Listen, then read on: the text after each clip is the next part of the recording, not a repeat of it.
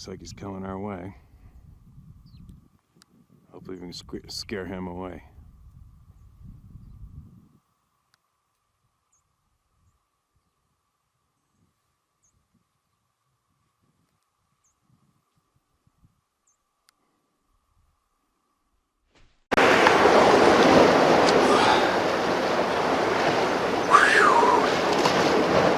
Alright, so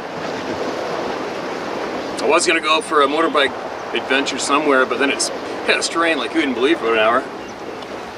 So I ended up going and sweating my ass off.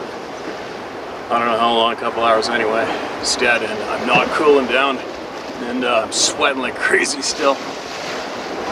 But anyway, interesting note about this spot right here. A couple years ago, with the year that I almost died, what I was trying to do was I wanted to leave home, head to the west, and come home from the east, eventually with no plan to scare the shit out of myself.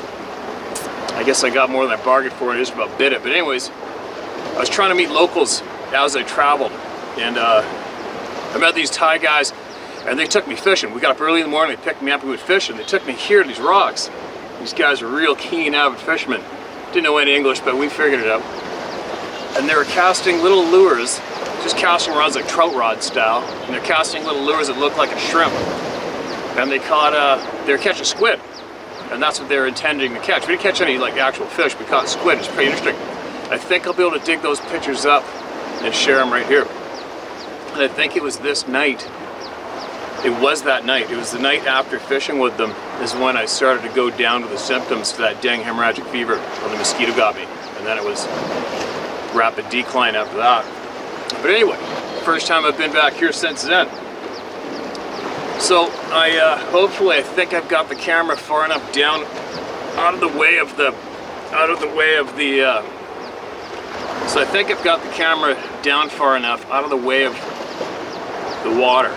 Enough, I hope. We're gonna find out, right? But this is all I got right now. So let's get some voices heard. Well, listen to this. Another piece of the puzzle. Greetings, truth speaker. I am known as White Eagle and have devoted my life to understanding many of the mysteries of this world. I'm an earth worker who works with grid and ley lines, or song lines as they are referred by the Australian Aboriginals.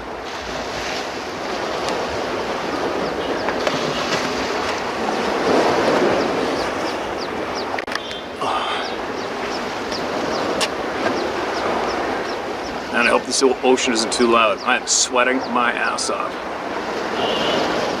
I am an earth worker who works with grid and ley lines, or song lines as they are referred to by the Australian Aboriginals.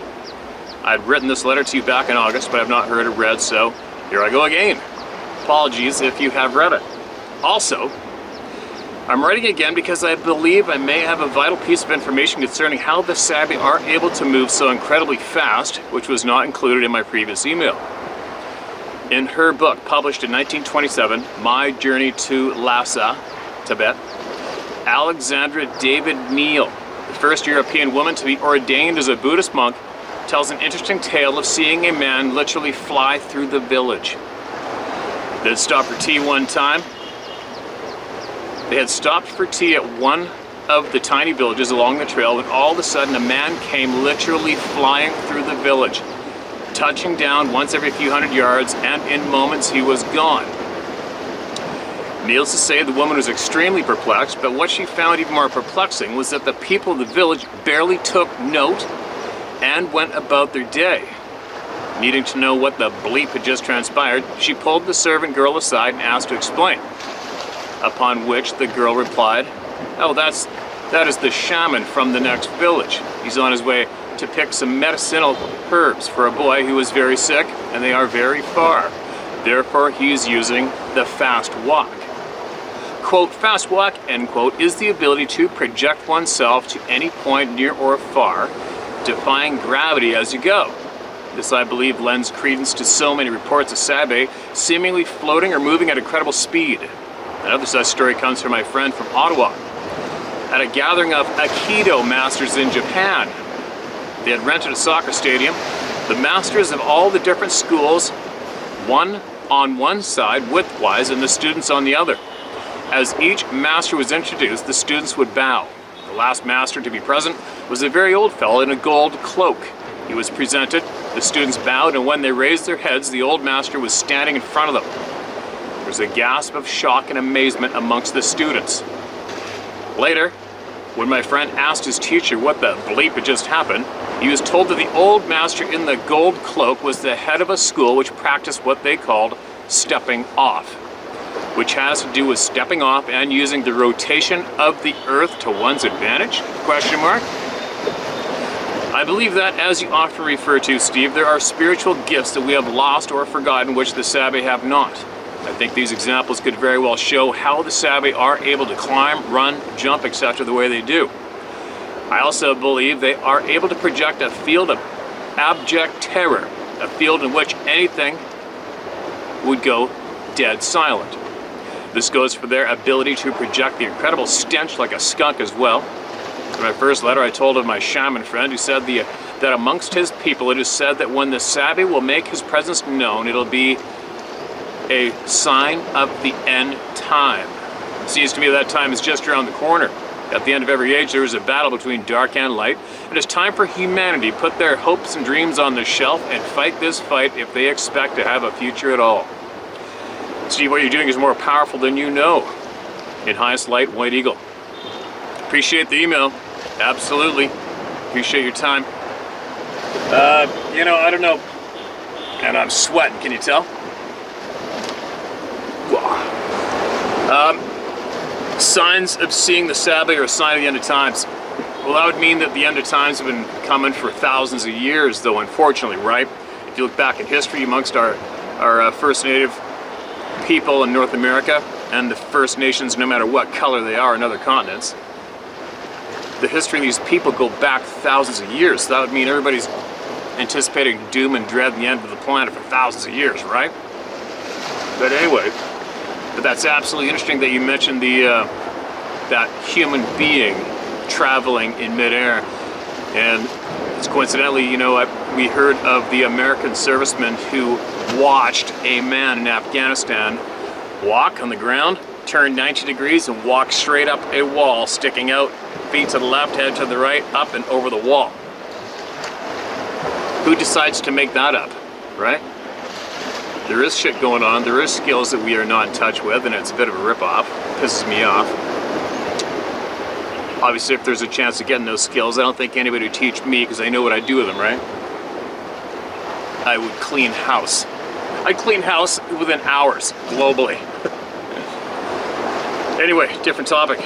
Thank you so much for that email. You got people's wheels spinning between their ears. All right. Here we go.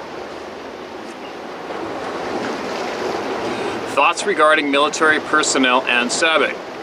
Steve, this is my first email. I do not know if this is correct email responding to the Sabe/Bigfoot comments. I've been listening for over a year now. Mad respect for what you're doing. I grew up hunting in West Virginia, as it was a family tradition. I myself was in the military. I see the patterns you and others have questions about how the military professionals have the most fear and dread when encountering these beings. As you and your emails you read reveal that Sabe have more than hitting on trees powers. Some say they can mind speak and even take over your muscular coordination. Mind and loss of time. If these beings can do this, then why can't they instantly read your mind, background, and knowledge? If they can do that, they can see your dark sides you have been through. They can see the training and experience of your past. They can see and know you had weapons training and was a warrior. Some military personnel have killed and was in battle. These beings can see this in our souls, and they know and fear this because we have been in war and have had this type of training. These beings then instantly throw all their hate and fears into the unlucky military person in the woods they run into. It's simply their defense mechanism they throw at humans when they sense this type of alpha warrior personality. It could even be a person with a negative or troubled background. I'm just looking for answers, like all the rest. Keep up your great work, Paul. You got the wheel spinning, Paul. Good one. Yeah, you gotta wonder, right? You gotta wonder if they are projecting what we would possibly consider our absolute worst fear, psychologically maybe, right? Good chance of it, but why do they do that? Right? That's the big question. Why do they do that? You know, it's like wildlife, wild animals, grizzly bears, everything else. All they want to do is put distance between us. They don't want to stand there and mind speak with us. They don't want to stand there and inflict mental frickin' hemorrhaging of fear and terror. And they don't do that. They just want to put distance between us, and that's what they do. Simple, instant, done. So why do these beings decide to inflict absolute terror into our souls? Right? Isn't that weird? It's a real weird one. I mean, my God, if I had the skills these beings have, would you even give humans any time? Do you know what I mean? Humans would be so dumb as F in your eyes. Why would you even give them 10 seconds of your time if you were if you outclass them that severely? You know what I mean? It's a lot that doesn't make sense. It's starting to rain. Hope it doesn't actually start absolutely torrentially downpouring or I'm in trouble. My camera here. I got a backpack, but I'm gonna have to put cover on this camera. Nothing like sitting on rocks without a pad. All right, here we go. What's this? Still recording? Yep. Unusual puzzle piece, experiences from Ladybug with Sabe. February 1st, 2023. Oh, it's a recent one. Hello, Steve. I'm over 60. Oh, no, it's not. This is, yeah, it was. It's recent. Hello, Steve. I'm over 60 years of age and have had several sightings of Sabe and other occurrences that has happened to me through the years. Your and other websites of people's accounts have been very helpful to me to put puzzle pieces together, especially of my own experiences. So thank you, and to all you writing in. My experience with these creatures is they control memory and even consciousness. Also, when our minds have no other place to catalog these seemingly impossible, we tend to blank it out until later. Number 1. My first memory is when I was preschool age in my backyard near the Mississippi River in Missouri. I remember now being in this huge hairy thing's arms. He looked like an orangutan colored hair that looked like Cousin It on what was the Addams Family TV show. Huge in size compared to my parents. Didn't see eyes, mouth, or nose. The hair at least about 6 inches in length or more that totally covered his face and body. I've since seen pictures close to what I saw. They call it a Momo. I remember my parents at first calling me, and then they were just standing next to each other with their heads down, totally quiet, like they were asleep standing up. The being kept wanting to put his fingers between my legs. I would wriggle away. But I really think he would put me asleep in the same way also. And as I looked at this hairy being that was holding me, I saw in his fur bugs and worms crawling around. What? I remember him putting me down and in my mind asking me to choose to go with him or my parents. He had no desire to be with something that had bugs and worms. Ran to my parents that was still, quote, asleep, end quote. Don't remember at this time ever having a conversation with them about the event or even afterwards. This is a new one. New flavor, that is. Number 2, same address. Seen this one early in teen years looking out my parents' family room window towards the river at what I thought was a black gorilla. Cone head walking upright across the property in the daytime until it was out of sight. Probably 2 football fields away. Number 3, also remember a couple times having fleeting glances of something staring at me outside my bedroom window in the night. This had a face unlike the first Momo experience, but would just think my mind was playing tricks on me or something and would just dismiss it. To look in my window, it had to have been at least 8 feet or more. Number 4. This one was when I was a young married adult in my 20s, early 1980s in the fall, early spring. The leaves are off the trees. My husband and I went to a property that was unused with anyone on it for many, many years. Totally wooded with a small creek and river not too far away in the country in Illinois. Just investigating this property. The ground totally covered in leaves from years of leaves. We were walking in towards the heart of the property. I remember walking onto something very soft, actually foamy-like. I looked down, but only remember seeing leaves. I told my husband, "What is this? Why is this so soft that I'm standing on?" And would bounce on it a little. Just couldn't figure it out.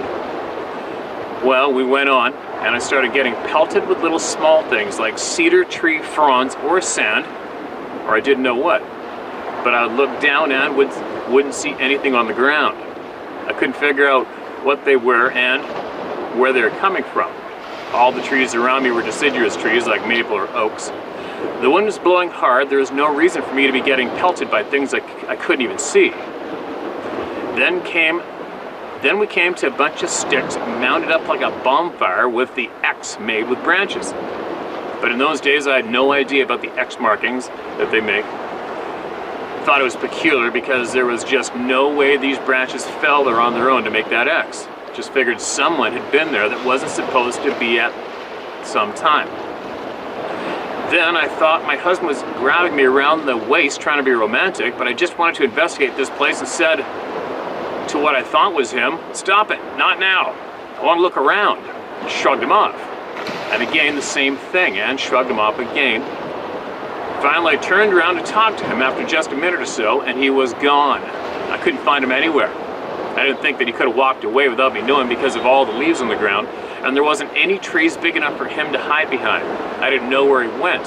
He didn't answer my calls, and thought maybe he was mad for shrugging him off. But that wasn't like him to be that way. Maybe I would have,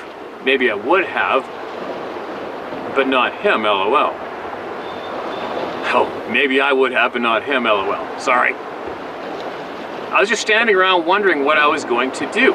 Should I go to our vehicle or stay there and wait? I really didn't know how long I was waiting there. I guess I was looking around a bit, thinking about what to do when he showed up. I asked him where he was, but he wasn't talking, just kind of standing with his head down. I guessed he was mad at me. It wasn't like him at all. So continued looking around, and on a tree was a clump of reddish-brown hair. He came over, picked it up, and wanted me to touch it, but I didn't want to. I wondered what kind of hair it could be. We don't have bears in the area, and this hair was long, at least 4 to 6 inches long. Next thing I know, a huge tree stump stood up and turned around. And yes, I wrote that last sentence correctly. Reddish-brown, hairy fellow. A somewhat human face and big, but he was standing on a downslope. My husband was over 6 feet tall, and this guy was just as tall or bigger, but he was downhill. I know these beings control our minds because I wasn't even thinking about him being a stump anymore. Said, "Hello, and who are you?" He pointed to his head and said, "In mind speak for us to communicate by the mind that way, not out loud." I believe when you speak out loud, it breaks the control, or maybe they don't like noise of us talking, because when I would speak out loud again, he would remind me not to speak and talk out loud. I don't remember who he said he was, or if he did. The name probably didn't make sense to me, but he wanted to know who I was and why I was there, like he owned the place. The property was my family's property for many, many years, and I was thinking, if anybody's leaving here, buddy, it's going to be you. Still, it wasn't registering in my mind that this was a Bigfoot, Sasquatch, or a Sabbing. It just wasn't in my thoughts at all in those days. I told him in mind speak that I was on my family's property. He wanted to know names. I told him the family name, and he seemed to recognize them. I'm thinking this guy is really rude, but the people in the area didn't know me. I'd only been there a few times in my life. He wanted to know if we were planning to move there. Once at least, I felt that he was trying to hold back being angry. Well, I must have stepped on him or one of his family members that was really soft, and I didn't know it. I heard now that they sleep on the ground under leaves, but I tell you, when I looked down, I saw no one. It just looked like flat ground. Okay, it's starting to piss rain. And if you guys know tropical places, it's gonna rain like a son of a beast, so I'm gonna have to go and finish this somewhere else. I'm out here, I'll be back shortly. Check it out, I found a shelter right up the rocks. How handy's that? Something's on the screen. Okay, let's keep going. Hopefully it's not too noisy for you guys to hear this. I looked around to see where my husband was, and seeing he was there with his head down. Looked back and said to him, "You're a big guy, aren't you?" One comment to me was, "You're different than he is," meaning my husband. Then I was able to compare height and size. He was probably 8 feet tall, 3 feet wide. Burly mountain type, but didn't have particularly cone type head. Just big head, big nose, beard, and hairy. Couldn't make out a neck. I must have looked away at some point. When I looked back, he was just gone. No sound walking away or anything. Disappeared. We walked around a little bit more and went back to the vehicle. My husband wouldn't talk about it. Not on the way home or even with me. Wouldn't tell me where he went, what happened, or anything about it. At the time, I just couldn't make sense of what just happened. Just filed it away somewhere in my head in the what in the world just happened category. My husband just did not talk about it at all. I had no idea how much time elapsed. Looking back when my husband had disappeared, I think I would have been better off if he would have just kept him. LOL, we're divorced now. I should have ran back to the vehicle and left in hindsight. LOL, alcohol, you understand. Number 5 and number 6. Many years later, in the year 2000s, I'm divorced at this point, raised my kids, coming home from work at night shift, seeing typical 8-foot black gorilla, cone head, upright type being walking away from his backside down the street of my subdivision. And later, looking outside my door, same type, except this one looked like it was more of a chimpanzee type head from a side profile, both in a distance about 300 feet in the dark, walking away. And we don't have bears here, not at all. These beings don't all look the same. Through the years, okay, number 7, extra additional experiences. I better hurry up, I think all hell's coming. Number 7, extra additional experiences. Through the years here, I've had owl calls. I would return owl calls back thinking it was an owl. One time the owl sounded like it was right on the other side of the wall from me on the outside, right next to where I was sitting. But there was no way an owl could have been perched that near me. I looked outside and saw nothing. The next day in the daylight, I went outside and the owl called to me again. Now I was perplexed, thinking this just can't be an owl talking to me. But still no category for me to file that under. So, in the what in the world is that file again? Sometimes I would have banging on my home, but since I lived close to a playground, I always thought it was teenagers in the neighborhood messing with me. I would smell skunk smells at various times outside day and night off and on, but never seen a skunk or fox that would cause a smell ever.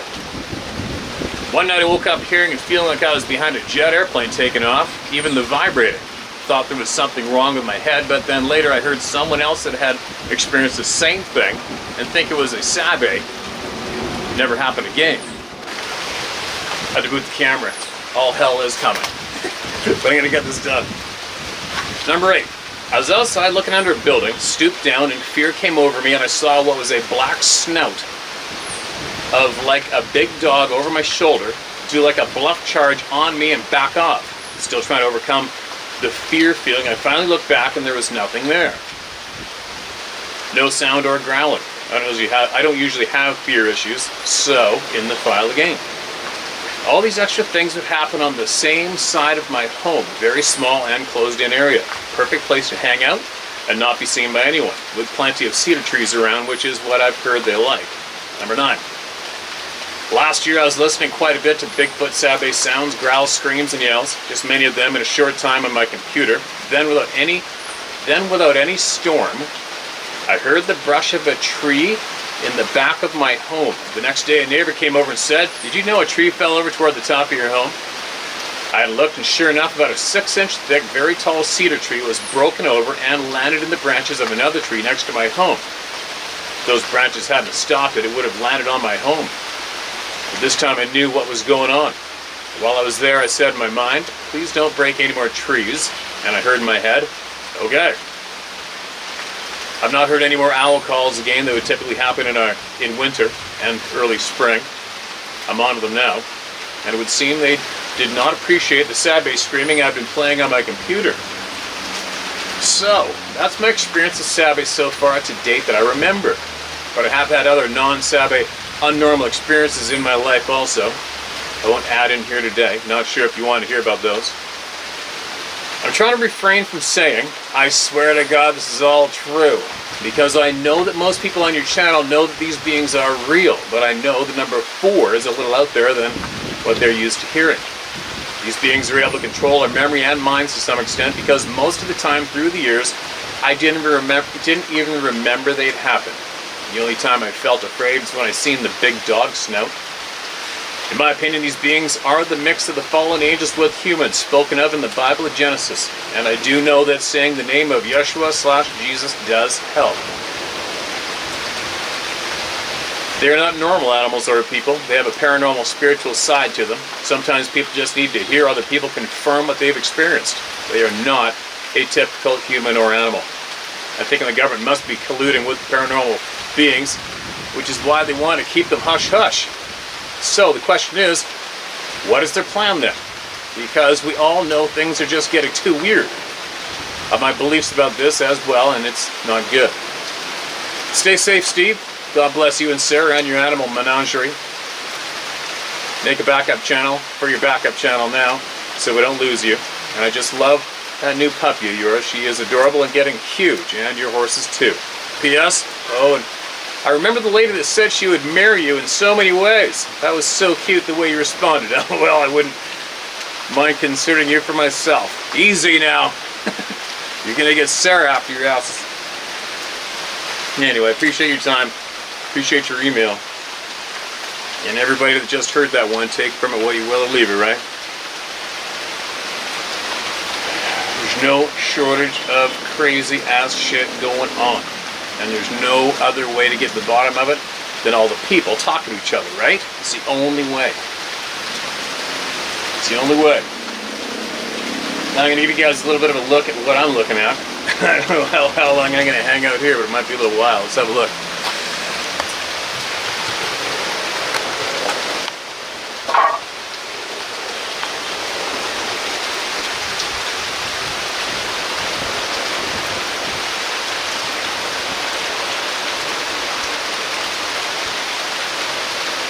Hopefully this blows through.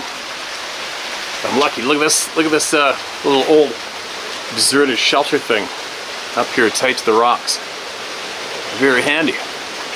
Who knows, maybe we'll get nuzzled in and I'll share another one.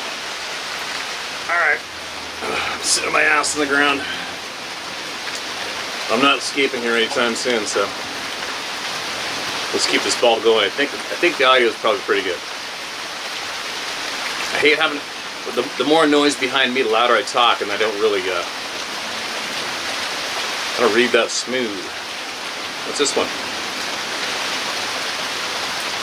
No subjects, title this email.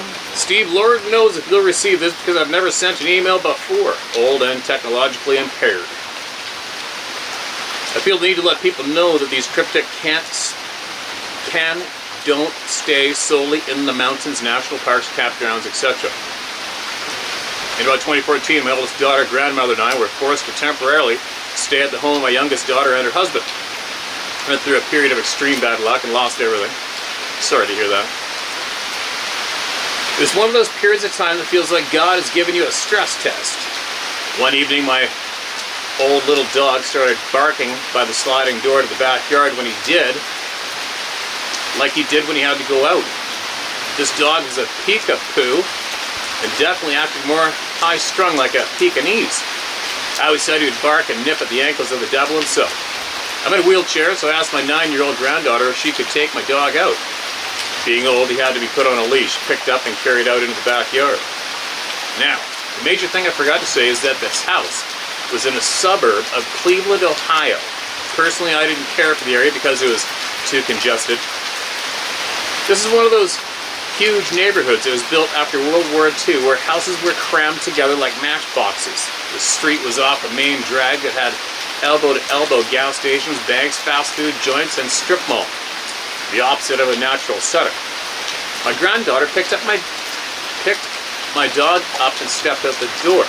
It seemed like only a few seconds passed and she was right back in the house with the dog still barking. My granddaughter went out and sat down in a chair across from me in the living room, and my dog was still having his meltdown by the door to the deck. She had a weird, almost blank look on her face. I asked her what was going on, and she said I probably wouldn't believe it. I reminded her that we always had our pinky finger packed, and I always believed whatever she had to tell me. She said that when she had stepped out the door onto the back deck, that my dog was going nuts in her arms. She looked, and up on the deck, maybe 5 to 6 feet away, was something standing there.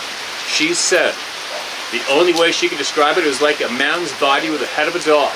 I only heard a Bigfoot, so I asked if she was sure that maybe the face looked more like a gorilla or a Neanderthal instead of a dog. And she said absolutely not, and that the head reminded her of a German Shepherd. She said it was all black and about 7 to 8 feet tall. She said the closest thing she could compare it to was one of those Egyptian figures, Nebus, I think, of a man with a dog's head. I don't know where this dog is, barking right here. I knew she would never lie to me or randomly come up with a story like this. My oldest daughter, her mom, and I discussed this whole thing, and we didn't know what in the holy hell this could be. A couple days later, my old dog was once again yapping to go out. My daughter started taking him out, especially at night. She came back in and said, "Well, I saw it." She said that the dog ran over to a section of the backyard and was going nuts. She went over to see what he was in a tizzy about and saw he was next to the detached garage and was looking up. My daughter looked up towards the roof of the garage, and there this thing was. It was perched on top of the garage like a gargoyle. She snatched up the dog and ran back to the house. My daughter gave an identical description of whatever this thing was, adding that the head looked too big for its body, which made it look awkward. They both said that it had an evil feel to it. Later, my youngest daughter's husband came home from second shift, and she told him what had happened.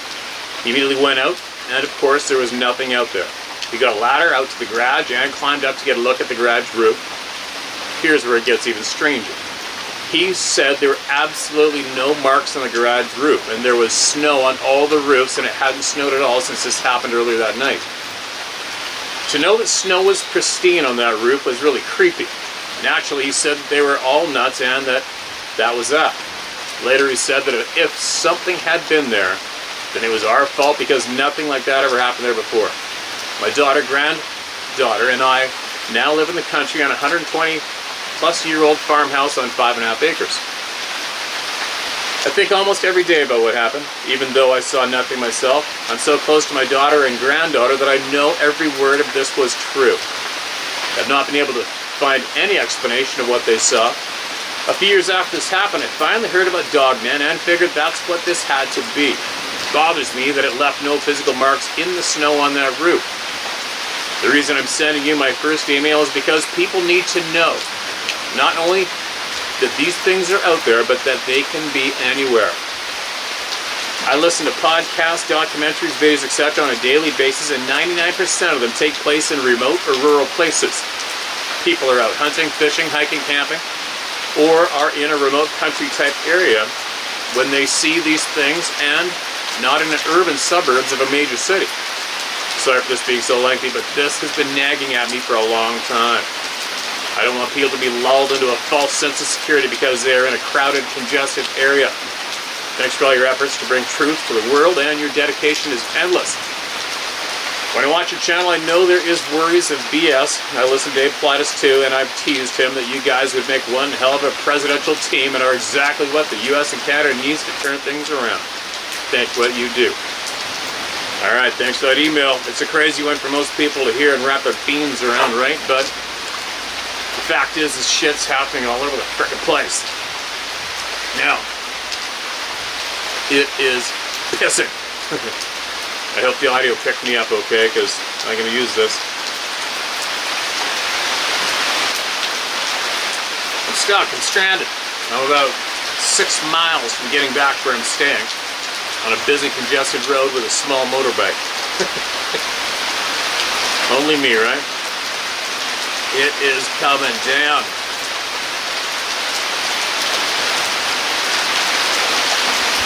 What am I gonna do? Alright, I'm gonna hold off and share anymore because I really don't know what the audio is like and I can't stand wasting time. I guess I'll just get comfortable under here and hang out, and once I get back I'll load this up and you guys can hear it tomorrow. Keep emailing me in what you got, you guise. ShareMyStoryHowToHunt.com. Wish me luck.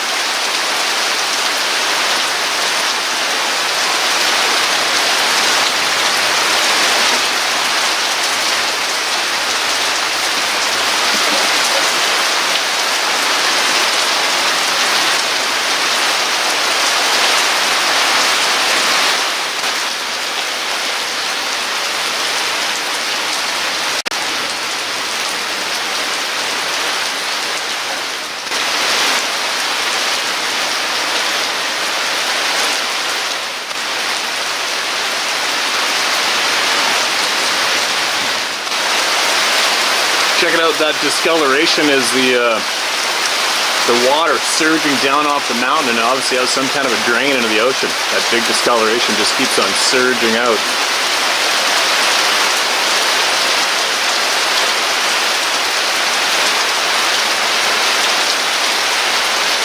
Wow.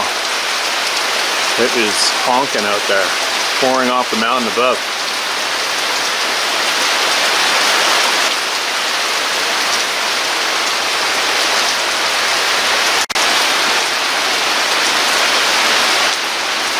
Look at that, little waterfalls forming just from that little strip of rock right there. That's it. Crazy.